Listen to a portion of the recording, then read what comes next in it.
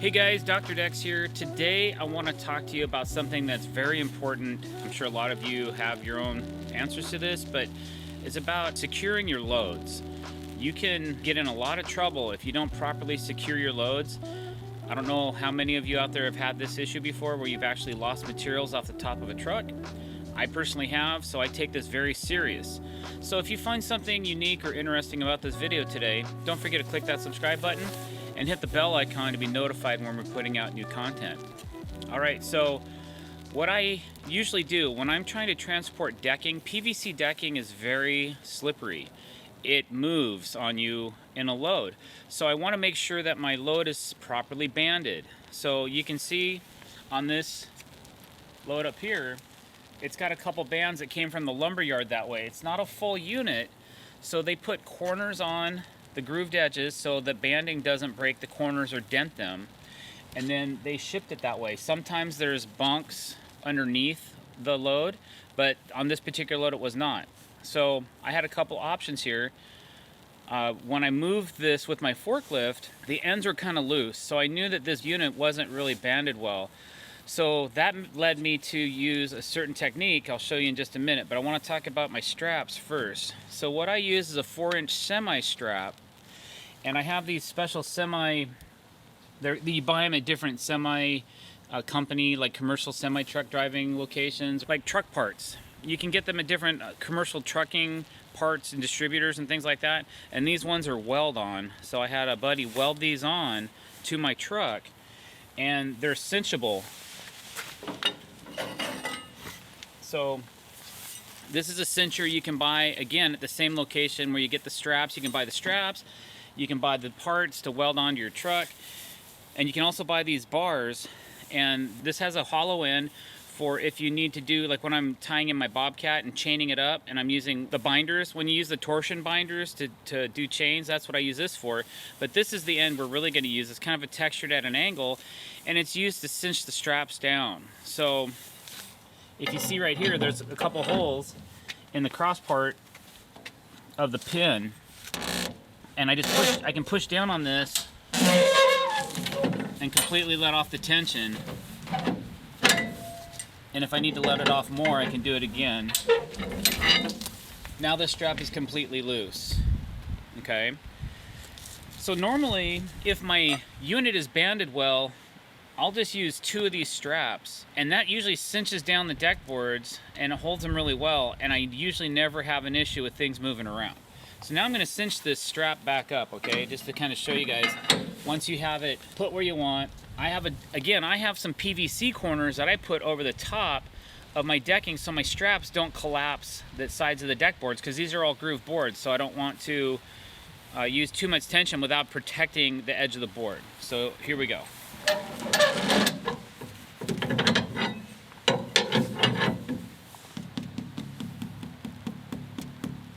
That's kind of strap. I'm gonna go a little tighter.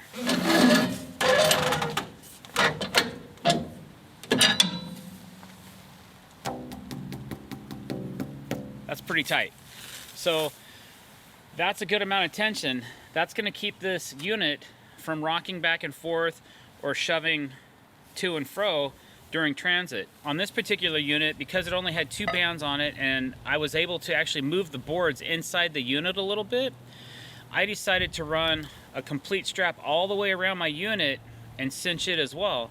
And that's what you see in the middle here, is we have a band, not quite as tight, but what it's doing is it's going around the entire unit and holding it all together so that the center boards don't want to move. If I have to hit the brakes, I don't want the decking sliding out through the middle of the unit and hitting somebody's car. Believe it or not, I've had some really close calls before where I had to hit the brakes hard and my unit wasn't tied in good enough and I lost decking. Fortunately, it landed on the hood of my truck and then slid underneath the next car, and then it shot about 80 feet down a hill and into an intersection. Talk about embarrassing. That's embarrassing as heck, especially when you have the phone number of your business on the side of your truck. People are pretty understanding. I've never lost a load onto another vehicle in front of me, and I've also dropped loads behind me before. I was on a hill and I jerked it and I kind of forgot what I was carrying. Lost 100 deck, or not 100, but probably 60 deck boards that way before. And guess what? There was a police officer that witnessed the whole thing, and he actually flipped on his lights and diverted traffic and came and helped me load those deck boards into the back of my truck. Super embarrassing. He didn't cite me or give me a ticket, but I just was like, yeah, man, guess I need to check this load a little bit better. And he said, yeah, it happens. We see this all the time, but it sucks when you drop $4,000 worth of premium PVC decking onto the street. Anyway, here's my back strap. It's pretty tight. You can kind of see the boards bowing a little bit. Now again, I have protection anywhere that I have a strap that's cinching, not so I don't damage the edge of this. Now these boards are upside down, but still, I really just don't want to damage them in any way, shape, or form. So you got to take some time and put corners on your loads and make sure you're not destroying those. Then the other part of my load is right here. Now this was a separate set of 12 footers. I don't like putting 12 footers up on the top of my flatbed because I have a 12-foot bed. 12 footers will barely fit from the end of this rack to the headache rack on the truck. So I try not to use those too much for 12 footers. Since it's a 12-foot bed, usually I can put my 12-foot stock in the back of the bed as long as I don't have too much garbage in the back. Unfortunately, I did have some garbage, so I had to move some things around. But what I did was I took my forklift. So having a forklift when you're trying to do this type of work is kind of a bonus. It's almost imperative. I've been able to be so more productive getting loads on and off the truck because I hardly ever have anything delivered to a client's house. I usually don't drop things in driveways. I usually bring them with my vehicle and then we unload them by hand, so we're not dumping stuff on people's driveways and that kind of thing. We do occasionally have a delivery done on site, but most of the time we're having it done by our own team and crew that we come in and deliver. So this particular unit, I was able to take my forklift and get it about halfway and then shove it in, drop it, and then it was teeter balancing. Then I came around this side and picked it up and I slid the whole unit right into my truck. Then I added a strap around the side of the rack just so that this unit doesn't slide that way in transit. So this was pretty easy. I thought we were gonna have to cut all these bands and hand load every single board into the truck, which again would only take a few minutes because it's on a forklift. But it was kind of cool to be able to shove the whole thing in, and I did it all by myself. I didn't have any other help or anything like that. Over here, you can kind of see, well, I'm kind of glad we did this video because I still have my bungee cords in the way.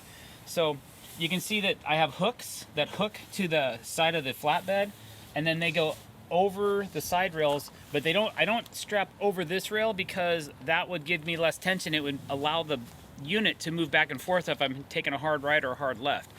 This is a much better way to secure the load.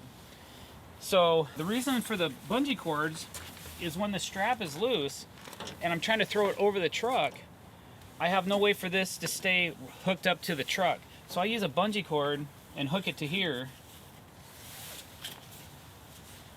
like so, and it keeps this held in place until I get the cinch on, okay? So now that that's done, there's my bungee.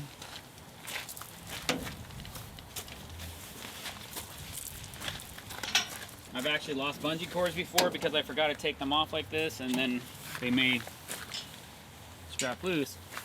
So if I just had 1 or 2 boards that I needed to secure on my truck, then I would use 4 bungee cords. I do 3 on the 12-foot run, and then I would bungee to the headache rack as well.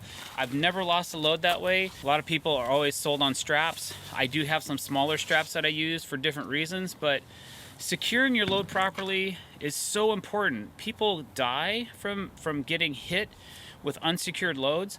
You can get really big financial ticket. I've never been pulled over. I know the rule in our state is if you're more than 4 feet cantilevered past your vehicle, you have to have a red flag. I am not 4 feet past. I do not need a red flag. It is not required. Sometimes out of courtesy, I will still add a red flag to my load. So in my truck, I always have a red flag that's on a bungee that I can strap and hook around something and wrap it around it. So I always have a red flag on me at all times because, again, I just don't want to get a ticket or citation or anything like that. So the other type of straps we have are your simple cincher straps that are a 2-inch web, and they just hook on, and I just hook them onto the side just like I hook these on. And we can use these as well, ratchet straps, if we're securing less sized loads. If I just have a few pieces of 2x8 or 2x12 or something like that on the truck, Those are always in here and they're always ready to go. So basically that's about all I have for you on securing your loads. If you have any other ideas or questions or comments, leave them below. Don't forget to hit that subscribe button and hit that bell icon to be notified when we're putting out new content. Thanks for watching, guys. Have a great day.